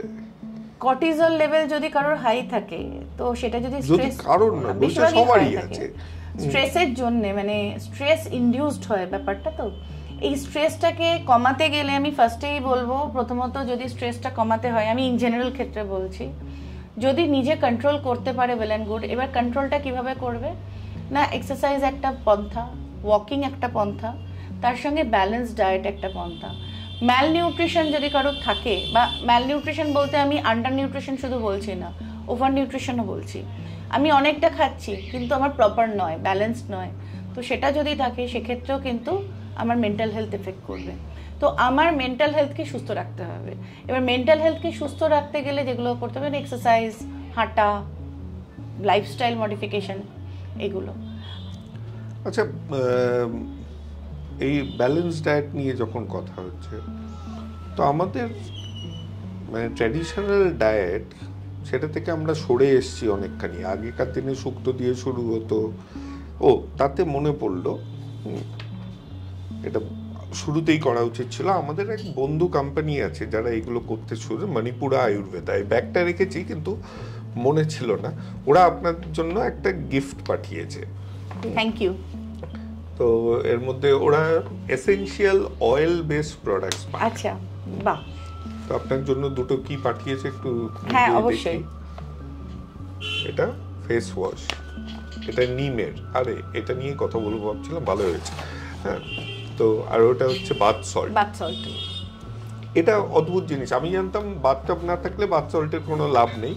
তারপর শুনলাম যে না, যদি গরম জল বালতিতে দিয়েও বাথ সল্ট দিয়ে পা ডুবিয়ে রাখি তাহলেও নাকি অনেকখানি স্ট্রেস রিলিফ হয়। তো এই বইটা খুব বোধহয় ভালো, মানে ওনারা যেটা দিয়েছেন।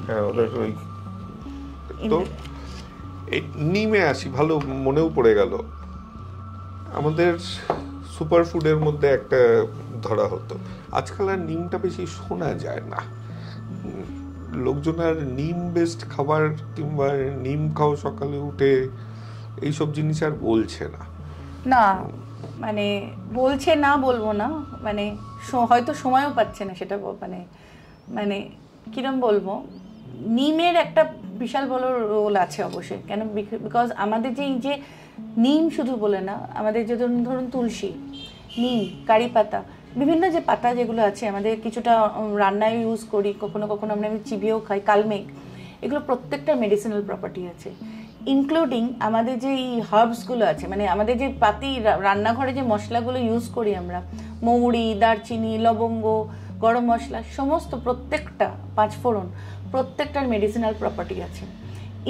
এবং শুধু মেডিসিনাল প্রপার্টি নেই, এগুলোর অ্যান্টিঅক্সিডেন্ট প্রপার্টি খুব ভালো আছে। তো সেগুলো তো অবশ্যই ইনক্লুড রাখা উচিত। আর আপনি ট্র্যাডিশনাল ডায়েট নিয়ে বলছিলেন। হ্যাঁ, নিমটা মনে পড়ে গেল আর কি। তো এই যে আমরা শুক্তো দিয়ে শুরু করতাম, তারপরে ডালটা খেতাম, ময়মনসিংহ জেলার লোকেরা অবশ্য ডাল ছেঁচে খেত, তারপর একটা মাছ খেতাম, মাংসটা খুব কমই, রোববার ছাড়া খেতাম না। মাংস মানে আমরা খাসি বুঝতাম, এখন মাংস হঠাৎ চিকেন হয়ে গেছে, একদম চিকেন মানে রাবার।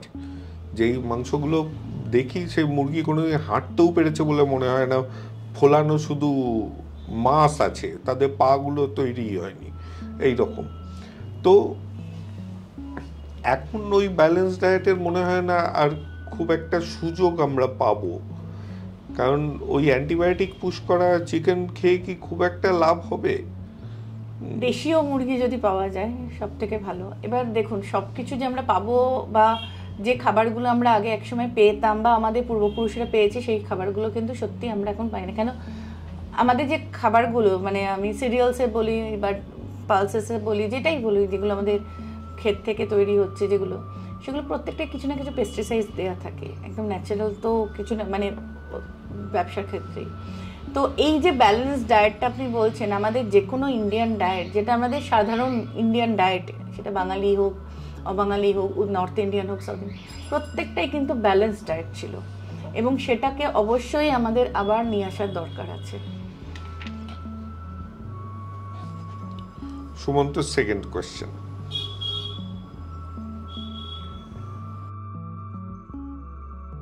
বাঙালিরা মিষ্টি খেতে খুব ভালোবাসে, এটা সবাই জানে, কিন্তু এই অভ্যেস আমাদের স্বাস্থ্যের উপর ঠিক কতটা প্রভাব ফেলে? আর মিষ্টি একেবারে ছেড়ে না দিও, তার ক্ষতির পরিমাণ কিভাবে কমানো যায়? এটা খুব সুন্দর প্রশ্নটা। বাঙালি মিষ্টি খেতে ভালোবাসে, আমি নিজেও খুব ভালোবাসি মিষ্টি খেতে, যে কোনো মিষ্টি ভালোবাসি। তো যে জিনিসটা করা যায়, বাঙালি আমাদের মিষ্টির ক্ষেত্রে যে জিনিসটা বলা হয়, যে ধরুন সাধারণ, মানে ইভেন আমার বাড়িতেও রয়েছে, আমার ফাদার ইন লর একটু আছে যে খাবার পরে একটা মিষ্টি চাই, এটা খুব বাঙালির কমন নিয়ম। আমাদের বলতো এটা ডাইজেশনে হেল্পও করে, কারণ মাংসর পরে একটা ক্রেভিংও আসে, মাংস খাওয়ার পরে একটু চাটনি খেলাম। তো এবার যে জিনিসটা হচ্ছে, মিষ্টিটা যেটা হয়, মিষ্টির ড্রব্যাকটা আমি আগে বলে দিচ্ছি। মিষ্টিটার মধ্যে অ্যাকচুয়ালি সুগারটা থাকে, চিনি। তো চিনিটা যত আমি কার্বোহাইড্রেট, সিম্পল কার্বোহাইড্রেট ইনটেক করব, এবং আমার যদি ওবেসিটি থাকে বা আদার্স প্রবলেমগুলো থাকে, তাহলে আমার এফেক্ট অবশ্যই করবে। সেক্ষেত্রে আমি রোজ মিষ্টি না খেয়ে সপ্তাহে একদিন একটা মিষ্টি খেলাম।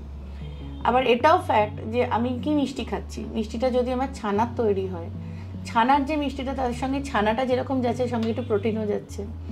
এবার অনেকে আছে ভাজা মিষ্টি থাকে, মানে এই খাস্তা কচুরি গোছের ব্যাপারটা, পুরোটাই ময়দার মধ্যে চিনি করে গজা যেগুলো তৈরি হয়। তো এই মিষ্টি না খেয়ে আমি একটুখানি ছানার দিকে যাব, তাহলে আমার একটু প্রোটিনটা থাকবে, তা বলে আমার জিভে গজাটাও ভীষণ ভালো লাগে, সেটা মাসে আমি একদিন খেলাম, তাতে কি এত ক্ষতি হবে? আর তার সঙ্গে হ্যাঁ, অবশ্যই যেটা বলার সেটা হচ্ছে যে আমরা লাইফস্টাইলটাকে ঠিক করব। আমি একদিন মিষ্টি খেলাম, আমাকে তো বলেছে ডায়েটিশিয়ান একদিন মিষ্টি খাওয়াই যায়, মিষ্টিও খেলাম, তার সঙ্গে আমি বাইরের খাবার সবই খাচ্ছি, তার সঙ্গে আমি কোনো এক্সারসাইজ করছি না, একদম জাস্ট খাটের মধ্যে শুয়ে শুয়ে রিমোট দেখছি, বা মানে শুধু শুয়ে শুয়ে কাজ করছি, এরকম একটা মানে ল্যাপটপ নিয়ে, তাহলে একটু এক্সারসাইজ কিন্তু দরকার। আগেকার যে জিনিসটা হতো, তাদের এক্সারসাইজ আলাদা করে করতে হতো না, প্রচুর বাড়িতে এমনি পরিশ্রম হয়ে যেত। দেখুন, মিষ্টি, চিনিটা আজকাল হোয়াইট পয়জন শুনছি, হ্যাঁ, যেমন ব্রাউন সুগারও বলছে যে ওটা একটা আই ওয়াশ, নাহলে একই রকম ক্ষতিকারক। ওটার ওই ব্লিচিং এর ব্যাপারটা থাকছে না, এটাই হচ্ছে ডিফারেন্স, দুটোই তো সুগার কেন থেকে। হ্যাঁ, তো আমার প্রশ্নটা হচ্ছে, কিন্তু সকালবেলা চায়ের সাথে বিস্কিটটা ঠিক খাচ্ছি, তার সাথে গিল্ট ছড়ানোর জন্য বলছি ডাইজেস্টিভ বিস্কিট খাচ্ছি, ওটাও তো পুরোই ময়দা। হ্যাঁ অবশ্যই। তো মিষ্টির উপরে এত রাগ কেন, মানে সুগারের উপরে রাগ কেন? এটাও যথেষ্ট খারাপ। তো মানে এরকমও হয়, আমি বলছি চাটা চিনি ছাড়া চা, কিন্তু তার সঙ্গে আমি 4টে বিস্কিট খেয়ে নিলাম, তো তার যে এফেক্টটা হবে সেটা কিন্তু আরো ভয়ঙ্কর। মানে তার জায়গায় যদি আমি হাফ চামচ চিনি বা 1 চামচ চিনি 5 গ্রাম চিনি দিতাম, তাতে যে ক্যালোরিটা আমার যাবে হয়তো 20 কিলো ক্যালোরি যাবে, কিন্তু 4টে বিস্কিটের যে ক্যালোরিটা যাবে সেটা আরো অনেক, মানে তার থেকে 4 গুণ ক্যালোরি ওখানে যাচ্ছে, তো সেটার খুব জাস্টিফিকেশন নেই। এবার চা কফিতেই যখন ফিরলাম তখন সরে গেছিলাম কয়েকটা জিনিস। একটা তো এই আর্টিফিশিয়াল সুইটনার, যেটা মাঝে মাঝে শুনি কার্সিনোজেনিক, মাঝে মাঝে আবার লোকে খায়, মাঝে মাঝে শুনি ব্রেন টিউমার হয়, এইসব মানে ডিক্যাফ। কফি খাবো কিন্তু ক্যাফিন ঢোকাবো না, এটাও ওই রকম ওই সোনার পাথর বাটির মতন জিনিস। তো এইগুলোতে কি নিশ্চয়ই স্বাদটা ভালো লাগছে, আমি খাচ্ছি, কিন্তু এদের কি নেগেটিভ এফেক্ট আছে? দেখুন, ডিক্যাফের এখন অবধি আমি নেগেটিভ এফেক্ট শুনিনি, জানি না ভবিষ্যতে। আমাদের তো পুরো যেহেতু সায়েন্স বেসড এগুলো, তো সাবজেক্টেই তো পুরো সায়েন্স বেসড, যেমন ডিমের কথা আপনি আগে একটু বলছিলেন, তো এরকম কখন গিয়ে নেগেটিভ এফেক্ট দেবে মানে বা রিসার্চ কিছু বেরোবে কিনা সেটা বলা যাচ্ছে না, এখনো অবধি কিছু নেই। তো ডিক্যাফ কফির এখনো কিছু পাওয়া যায়নি। তবে সুইটনারের ক্ষেত্রে যেটা বলবো, সুইটনার যেমন প্রথমে আরম্ভ হয়েছিল স্যাকারিন, তারপরে তারপরে এলো আরেকটা এলো অ্যাসপার্টেম, স্যাকারিন, এখন সুক্রালোজ, এখন তারপরে উপরে উঠে গেছে এখন স্টিভিয়া একদমই ন্যাচারাল বলা হয়। কিন্তু সবকটাই আমি বলবো যে কোনো জিনিসই কিন্তু আলটিমেটলি আর্টিফিশিয়াল। তো আমি আর্টিফিশিয়াল সুইটনেস যদি আমাকে দিতেই হয়, মানে সেটা কখন গিয়ে নেগেটিভিটি দেবে। যেমন আগে যেমন স্যাকারিন যখন এসেছিল তখন কিন্তু এতটা কার্সিনোজেনিক হিসেবে বলা হয়নি তাকে, কিন্তু পরে রিসার্চে দেখা গেল দ্যাট ইজ কার্সিনোজেনিক। তো এরকম করে করে যে কোনো জিনিসই তৈরি হচ্ছে তার একটা নেগেটিভ তো তৈরি হচ্ছে আস্তে আস্তে। আমার প্রবলেমটা হচ্ছে যখন রেকমেন্ড করা হচ্ছে খুব কনফিডেন্টলি রেকমেন্ড, আপনি যে কথাটা বললেন যে এখনো জানি না, which is a scientific approach, কিন্তু ম্যাক্সিমাম সময় যে না এটা খাও, এটাতে কিছু হবে না, মানে এত কনফিডেন্টলি সবাই কথা বলছে, যেখানে আমি একটা বলবো এই আপনাদের মণিপালেরই আরেকটা কোম্পানি, আমার ইন্স্যুরেন্স কোম্পানি, তাই ইন্স্যুরেন্সের আবার আজকাল একটা তো হয়েছে যে একটা কি হেলদি প্ল্যানে কিছু ডিসকাউন্ট দেয় ওই সেশনগুলো করলে। তো একজন ডায়েটিশিয়ান আমাকে ফোন করেন, তিনি বাঙালি নন, প্রথমে মনে হয়েছিল সাউথ ইন্ডিয়ান, এখনও আমার মনে হয় সাউথ ইন্ডিয়ানই। তিনি যেই না শুনলেন যে আমি ভাত খাই রোজ, ওনার তাতে অসুবিধা হলো, উনি আমাকে বললেন ইডলি খাও সকালবেলা, আমি বললাম খাবো না। এবার আমি ওকে ওই গোঁদ কাতিরা দিয়ে কনফিউজ করে অনেকদিন থেকেছি। আজকে এবার উনি মাঝে মাঝে ফোন করেন আমাকে, একদিন ব্রেকফাস্ট কি করছি সেটা নিয়ে আলোচনা, একদিন লাঞ্চ কি করছি সেটা নিয়ে। আমাকে এখনো পর্যন্ত আমার ডায়েটে উনি কিছু ধরতে পারেননি, কিন্তু যেহেতু ডায়েটিশিয়ান, এটাই আমি আপনাকে জিজ্ঞাসা করব, কিন্তু প্রশ্নটা পরে করছি। ডায়েটিশিয়ান, ওনাকে কিছু একটা ভ্যালু অ্যাড করতেই হবে। উনি আমাকে বললেন আমার লাঞ্চটা খুব, কারণ আমি এখনো শাক দিয়ে শুরু করি, শুক্তো দিয়ে শুরু করি, আমার একজন আছেন যিনি বানিয়ে দেন। উনি বললেন শুরুতে একটু কিউকাম্বার স্যালাড খেয়ে শুরু করো। আমি কেন খাবো? আমি তো আমার কাউকে দেখিনি শসা দিয়ে খাবার শুরু করতে খালি পেটে। না, ওটা খুব হবে। আমি কেন খাবো? আমাকে বুঝিয়ে দাও কেন খাবো, আমি খাবো। আলটিমেটলি আমি বুঝতে পারছি উনি বলছেন যে আমার পেটটা একটু ভরা হলে আমি একটু কম খাবো, কিন্তু উনি তো জানেন না আমি কত কোয়ান্টিটি খাচ্ছি। তখনই ওই তর্কটা শুরু হয়ে গেল আমার ওনার সাথে যে আমাকে এই ওয়েস্টার্ন জিনিসগুলো বলবে না। এবার উনি বলছেন না এটা ওয়েস্টার্ন নয়, সেটা অন্য প্রশ্ন। কিন্তু একজন ডায়েটিশিয়ানের কাছে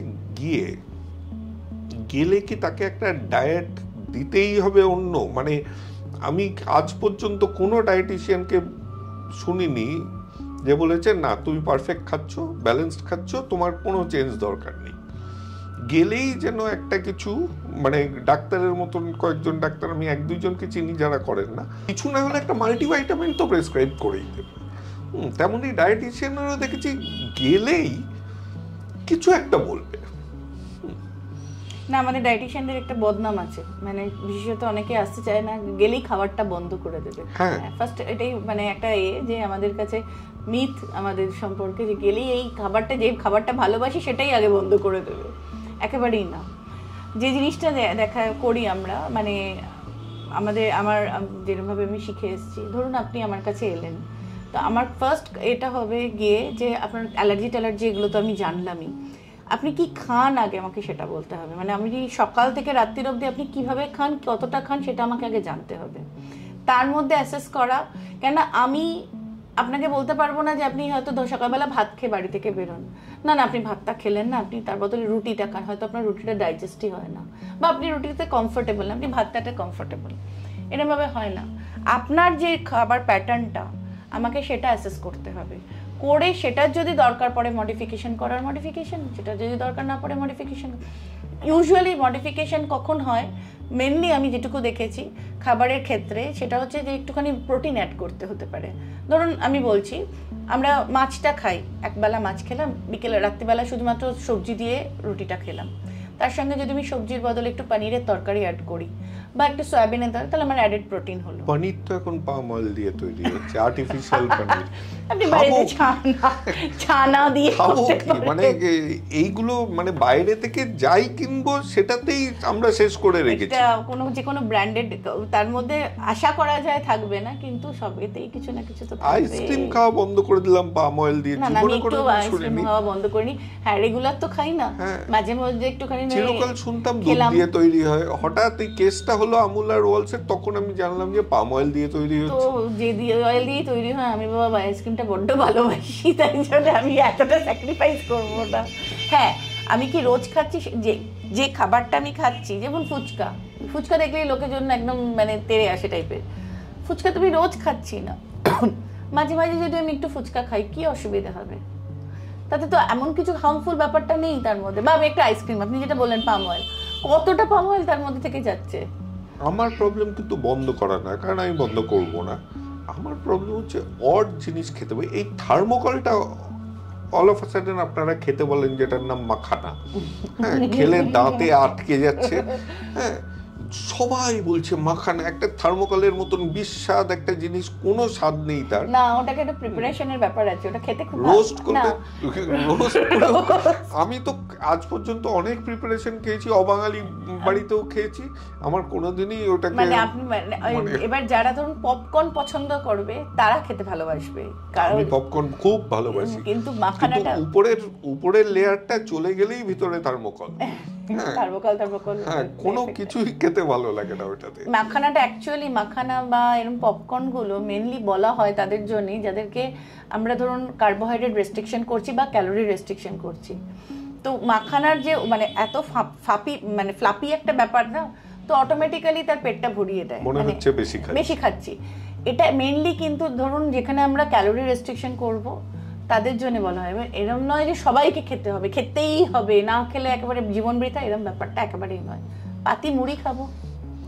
আচ্ছা, শেষ 2-3টে প্রশ্ন এই সেশনের, হ্যাঁ, কারণ ডেকি স্বর্গে গেলেও তো ধান ভাঙে, তো আপনার সেই স্বর্গের জায়গাটা এখন একটু সরিয়ে রেখেছি, কারণ প্রচুর প্রশ্ন আছে অন্যদের। এবার একটা আমার টিমেরই একজন পাঠিয়েছে, সে আসামে থাকে বলে আসতে পারেনি, যে in your 18 years of experience, what is the most common mistake that people commit which destroys their diet? Most common mistake যেটা বললাম, আমি যেটুকু দেখেছি সেটাতে সবথেকে কমন মিস্টেক যেটা করে, যে প্রোটিনের ব্যাপারটা আমি বললাম, যেটা আমাদের ইন্ডিয়ান বাঙালি বলবো না, ইন্ডিয়ান ডায়েটে আমাদের যেটা প্রোটিন আমরা রেকমেন্ড করে থাকি, মানে হয়তো আমি ডায়েটিশিয়ান না হলে আমি নিজেও জানতাম না যে আমি সাফিসিয়েন্ট, আমরা কেউ মানে খুব কম মানে পার্সেন্টেজে যদি 1% বলি আমরা মেনটেন করি, আদারওয়াইজ কেউই আমরা কিন্তু ওই সাফিসিয়েন্ট প্রোটিনটা মেনটেন করি না। তো সেক্ষেত্রে বেশিরভাগ লোকই ওই প্রোটিনটা ডেফিসিয়েন্সি থাকে ডায়েটে, সেটা যে কোনো ডায়েটের ক্ষেত্রে বলবো, মানে not only the Bangali diet, north Indian, south Indian সব ডায়েটের ক্ষেত্রে বলবো। এবার বলছে which food trend you wish will disappear forever? যে I feel most highly overrated by Instagram but not at all healthy. এরকম ফুড ট্রেন্ড আমি এক্ষুনি বলতে পারছি না, কেননা ইন্টারমিটেন্ট ফাস্টিং কিছু কিছু ক্ষেত্রে এফেক্টিভ, কিটো ডায়েট কিছু কিছু ক্ষেত্রে এফেক্টিভ। তার মানে এই নয় যে সবাইকে করতে হবে কিটো ডায়েট। ওজন কমাতে গেলাম মানে আমি ধপাস করে কিটো ডায়েটে চলে গেলাম, সেটা কিন্তু খুব এফেক্টিভ নয়। তাই জন্য কোনো ফুড ট্রেন্ডই একদম মানে আর একটা জিনিস হয়েছে যেটা হচ্ছে যে ওয়েট রিডাকশনের ক্ষেত্রে যেটা একদম ফ্যাট, নো ফ্যাট একটা করা হয়, মানে মানে খুব কমন মানে হয়ে যায় যে ফ্যাট খেলেই আমি খারাপ, কিন্তু না, ফ্যাট খারাপ নয়। ফ্যাট আমাদের বডিতে ফ্যাটের দরকার আছে, কেননা আমাদের অনেক কিছু জিনিস আছে যেটা ফ্যাটের উপর ডিপেন্ড করছে। তো আমাদের বডির পুরোটাই তো বায়োকেমিস্ট্রি আর পুরোটাই তো কেমিক্যাল, তো সেক্ষেত্রে আমাদের ফ্যাটটাও দরকার আছে। এই কনসেপ্টটা অবশ্যই ভাঙা দরকার, কেন অনেকেই এই কনসেপ্টটাতে বিলিভ করে। তার জন্য মানে পুরো সারা জীবনই প্রায় সে এখন সেদ্ধ খেয়ে রয়েছি টাইপের। তো এইটা তাহলে পরের উত্তরটা এসে গেল যে কোনটা আনফেয়ারলি হেটেড কিন্তু অ্যাকচুয়ালি বেনিফিট করে। হ্যাঁ অবশ্যই ফ্যাটটাই। হ্যাঁ, এবার ফ্যাটটা যেটা আছে আমি কি খাবো, এই সবার আগে কোয়েশ্চেন হচ্ছে যে আমি কি খাবো। ফ্যাটটা অবশ্যই, যে ফ্যাটটা আমরা খাবো, খাবারটা যে ফ্যাটটা সেটা অবশ্যই যেন একটা হেলদি, মানে হেলদি বলতে আমরা যেটা যে কোনো খাবারই হেলদি আমার কাছে। নাটস খেতে পারি আমরা, কিন্তু যেটা আমাদের খুব প্রবণতা ভাজা খাবার, চর্বির বড়া একটু আধটু খাওয়াই যেতে পারে, খেলে একেবারে ভীষণ ক্ষতি হয়ে যাবে তা না।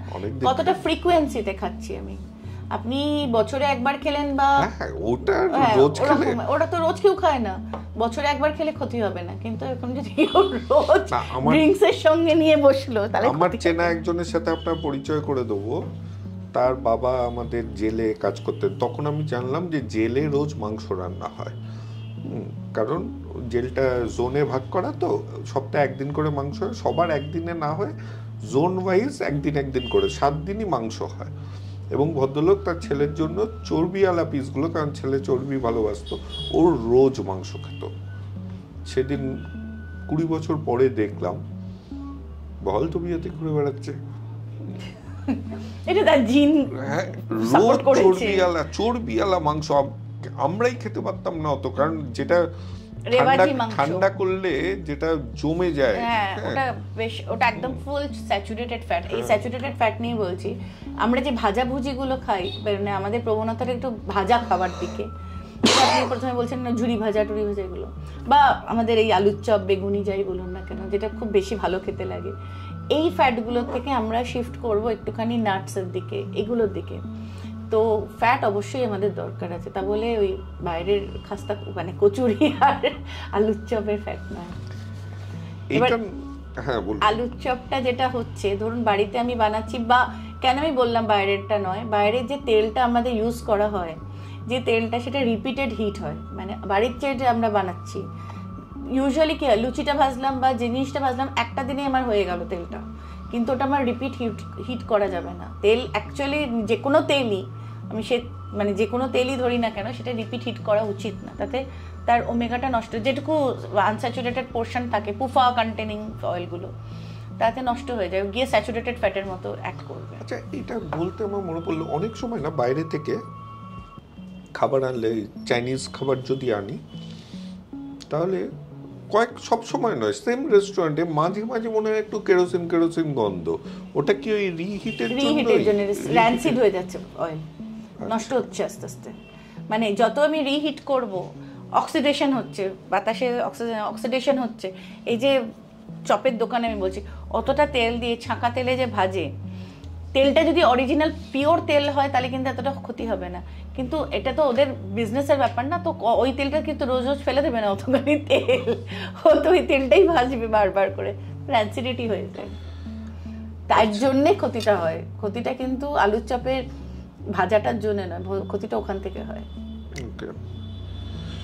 তো এইটাই এখন শেষ করব একটা জিনিস দিয়ে, একটা অনুরোধ এসেছে, সেই অনুরোধটা নিয়ে এই সেশনটা শেষ করব, কারণ পরের সেশনে তারপরে আসব।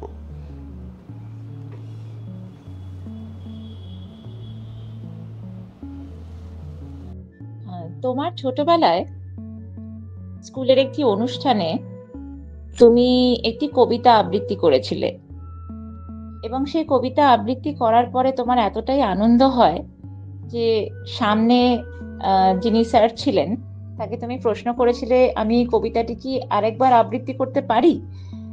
তো সেই কবিতাটি যদি একটু পাঠ করে শোনাও, পুরোটা যদি নাও হয়, কিছুটা যদি একটু আবৃত্তি করে আমাদেরকে শোনাও। ঠিক আছে। শুনলাম মুরলীধর গার্লস স্কুলের মুরলীধরে যখন আপনি পাস আউট করেছিলেন, আপনার জন্য নাকি স্পেশাল একটা প্রাইজ দেওয়া হয়েছিল বেস্ট স্টুডেন্টের জন্য। হ্যাঁ, বেস্ট স্টুডেন্ট স্কুল স্পিরিট দুবার আমি পেয়েছি স্কুলে। মানে ওটাই বলছি, আমাদের টিচার স্টুডেন্ট বন্ডিংটা এরকম ছিল আমাদের গ্রুপের, বলুন বা এখনো যোগাযোগ আছে। মানে আমি একদম নার্সারি থেকে ওখানে পড়েছি, মানে ওটা আবার বাড়ি বলা যায় বলতে গেলে। তো মানে একদম ছোটবেলা থেকে পুরো একদম 12 অবধি আমি ওখানে পড়েছি। তাই জন্য টিচাররা, মানে ওখানে যে দিদিরা ছিলেন তারা মোটামুটি মানে আমাদের কাছে মোটামুটি মায়ের সমান, সবাই মা ছিলেন আমাদের কাছে। তো আমাদের বেশিরভাগ সময়টাই তো ওখানে কাটতো। তো সেই ওই স্মৃতি আমি কোনোদিন ভুলতেও পারবো না। তো আমার দুবার আমি স্কুল স্পিরিট পেয়েছিলাম। একবার যখন স্পেশালভাবেই করা হয়েছিল ওটা, মানে একজন স্কুল স্পিরিট পেয়েছিল, প্লাস আমাকেও দেওয়া হয়েছিল, মানে যেদিন আমরা স্কুল পাস আউট করি। তো এবার কবিতাটাতে আসি। কবিতা এগুলো আমরা স্কুলে এখন যেমন মানে অনেকেই আছে, আমরা মানে দেখি যে আমরা যখন স্কুলে পড়েছি তখন আমাদের এই যে স্কুলের মানে পরীক্ষাও চলেছে, তার সঙ্গে আমরা স্পোর্টসের মাঠেও মানে প্র্যাকটিসও করেছি, তার সঙ্গে আমরা রিহার্সালও করেছি, সবই। মানে পরীক্ষা চলছে, এমন নয় যে পরীক্ষা চলছে মানে সবকিছু বন্ধ করে দিতে হবে। তো ঠিক আছে, আমি একটুখানি বলছি, মানে সবটা তো মনে নেই হয়তো এতক্ষণ, যতখানি মনে আছে। নমস্কার। কবিগুরু রবীন্দ্রনাথ ঠাকুরের বীরপুরুষ। মনে করো যেন বিদেশ ঘুরে মাকে নিয়ে যাচ্ছে অনেক দূরে। তুমি যাচ্ছ পালকিতে মা চড়ে, দরজা দুটো একটুকু ফাঁক করে। আমি যাচ্ছি রাঙা ঘোড়ার পরে, টগবগিয়ে তোমার পাশে পাশে।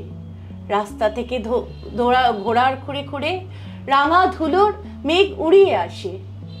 সন্ধে হলো, সূর্য নামে পাটে, এলেম যেন জোড়া দিঘির মাঠে। ধুধু করে যেদিক পানে চাই, কোনোখানে জনমানব নাই। তুমি যেন আপন মনে তাই ভয় পেয়েছো, ভাবছো এলেম কোথায়।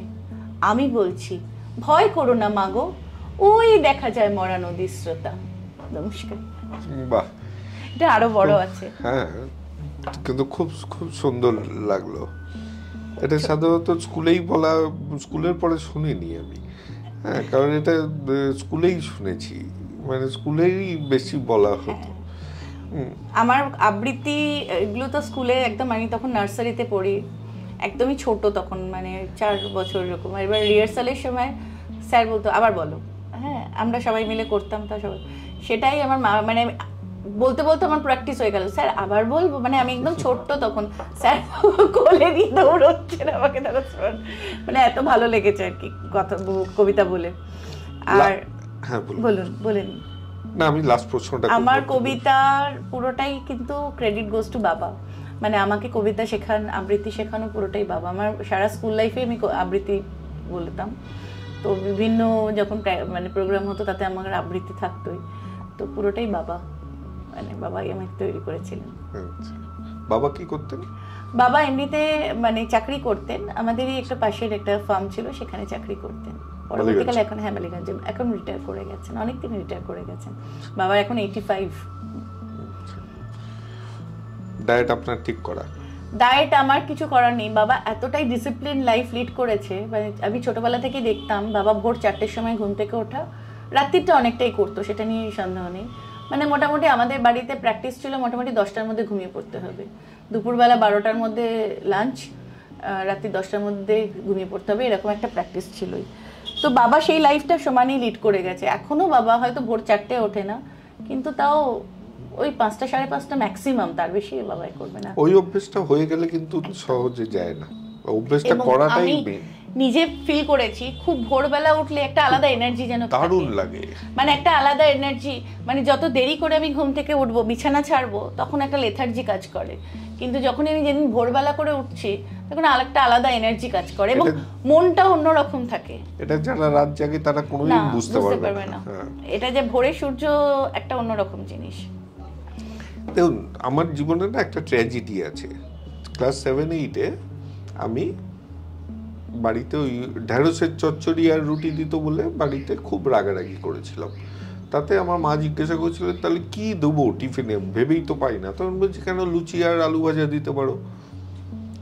ওই 8 থেকে 12 আমার রোজ লুচি আলু ভাজা গেছে এবং আমি কমপ্লেন করতে পারিনি, কারণ তুই তো চেয়েছিলিস। সেটাতে আপনার মা এবং আপনি গুগলের জন্য কি টিফিনের পার্থক্য কি? আমার মা বা আমার মানে আমারও এরকম লুচি আলু ভাজা থাকতো, বা কখনো কখনো ডালিয়ার পোলাও থাকতো, তারপরে বিভিন্ন রকমের খাবারের ভ্যারাইটি কিছু থাকতো। তো গুগলের টিফিনটা হয়ে যায় মানে তখন আমার দৌড়ানো থাকে, মানে টিফিনটা বানিয়ে আমাকে দৌড়ে বেরোতে হবে।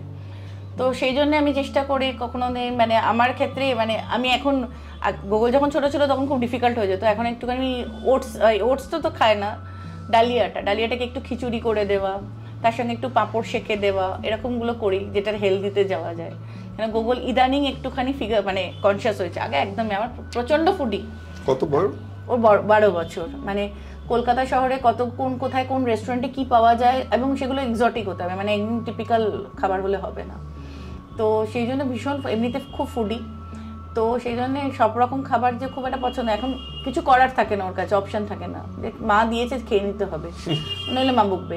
তো কোনো দিন ওই আটা নুডলস করে দিলাম, কোনো দিন খুব তাড়াহুড়ো থাকলে ওই পাউরুটি শেখে ডিম পাউরুটি করে দিলাম, বা বাড়িতে অনেক সময় থাকে রুটি, আমাদের রাত্রিবেলা অনেক সময় রুটি তৈরি হয়, তো রুটিটা থাকে, বা আমি সকালবেলা আমিও রুটি বানিয়ে নিই, ওর জন্যই বানাই। রুটির সঙ্গে ওই এগরোল টাইপের করে দিলাম, ডিম ভাজা দিয়ে এগরোল করে দিলাম, এরকম ভাবে ঘুরিয়ে ফিরিয়ে করা। আপনার বাড়িতে ঘি কতখানি ইউজ হয়? মোটামুটি যেরকম একটা বাঙালি বাড়িতে ইউজ হওয়া দরকার ঠিক সেরকমই। মানে এখন তো ওইটাও একটা মাঝে শুনলাম বন্ধ করে দিতে হবে, আবার এখন বলছে রোজ খেতে হবে। না, ঘিয়ের আমি যেমন খুব ভালোবাসি, মানে আমাকে যদি মানে বেস্ট খাবার যদি বলা হয় ওই ফ্যান ভাত একটু ঘি দিয়ে একটা ডিম ভাজা বলে ভীষণ ভালো, মানে আমার কাছে অমৃত। তো ঘি মোটামুটি আমাদের বাড়িতে ইউজ হয় 200 থেকে 250 তো ইউজই হয়, কেননা অনেক রান্না আছে যেটাতে ঘি লাগে। যেমন ধরুন আমি বলছি মুগ ডাল করলে একটু ঘি লাগে, বা আমি যেমন বললাম গুগলের জন্য আমি ডালিয়ার পোলাও করে দিই, যখন গরম মশলা দিচ্ছি তার সঙ্গে একটু ঘি দিতে হয়, নাহলে ফ্লেভারটা আসে না। তো সেই জন্য ঘিটা অবশ্যই লাগে। আর ঘিয়ের কিন্তু ওই যে আগে যেটা বলা হতো, হ্যাঁ অবভিয়াসলি স্যাচুরেটেড ফ্যাট আছে সব কিছু, কিন্তু ঘি আমি কতটা খাচ্ছি, আমি খাচ্ছি হয়তো 1 চামচ, তাতে আমার কতটা ক্ষতি হবে সেটা হচ্ছে ব্যাপার। ঠিক আছে, তাহলে এই সেশন এইখানেই শেষ করা যাক। তবে একটা জিনিস আমি এখানে বললে কনক্লুড করবো, আমাদের সবটা কিন্তু খাবার দাবারের ওপর ডিপেন্ড করে না। আমাদের যে হেলথের যে জিনিসটা, মানে আমাদের যে এখনকার রোগ বলুন বা আমার শারীরিক সমস্ত কিছুটা আমার জিন, সব থেকে বেশি জিন কন্ট্রোল করবে। তার সঙ্গে যে জিনিসটা হচ্ছে আমার লাইফস্টাইলটা কি লাইফস্টাইল লিড করছি সেটা কন্ট্রোল করবে। পুরোটাই খাবারকে ব্লেম দিয়ে লাভ নেই। ঘুম অবশ্যই বললাম তো, লাইফস্টাইলটা একটা বিশাল ফ্যাক্টর। ঠিক আছে, থ্যাংক ইউ। আমরা পরের ওইতে এপিসোডটা দেখবেন সমাধানে, জানেন তো সমাধান কি, তো আমরা সেই দিকে আজকের এইখানেই শেষ করছি, কিছুদিন পরে সমাধানের এপিসোডটা।